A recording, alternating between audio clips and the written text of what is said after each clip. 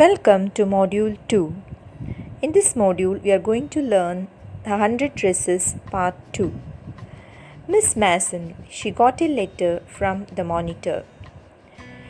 She read the letter and she wanted to tell about it to the children who were circling the room. Now, the children were asked to assemble in their own places and the teacher read the letter to them. The letter went like this. Dear teacher, my Vanda will not come to your school anymore. Jake also. Now we move away to big city. No more holler Polak. No more ask why funny name. Plenty of funny names in the big city. Yours truly, Jan Petronsky. A deep silence met the reading of this letter. And the teacher said, I am sure that none of the boys and girls in room 13 would purposely and deliberately hurt anyone's feelings because his or her name happened to be a long unfamiliar one. I prefer to think that what was said in thoughtlessness. Maddie was disturbed. The first period was a steady period, but still she could not concentrate on her work. She had a very sick feeling in the bottom of her stomach.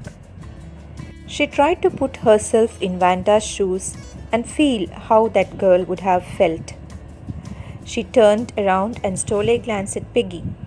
And Peggy, after the school, she told that they could go to Boggins Heights, meet Vanda, and have a talk with her.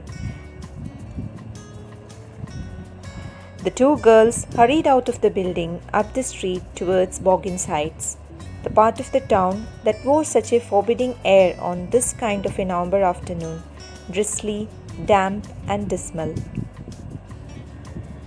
The two girls hoped that they could meet Vanda and tell her not to move away from the place. The two girls hurried on. They hoped to get the top of the hill before dark, and when they reached the house, there was not a sign of life about the house. Peggy knocked firmly on the door, but there was no answer.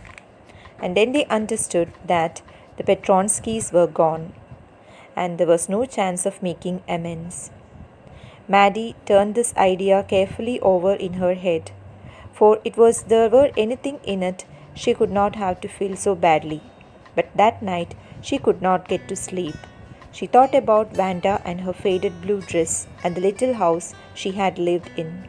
She decided that she would never stand by and say nothing again. If someone bullied someone, she would speak. Not to do that. She will never be silent. Now, what did this module teach us?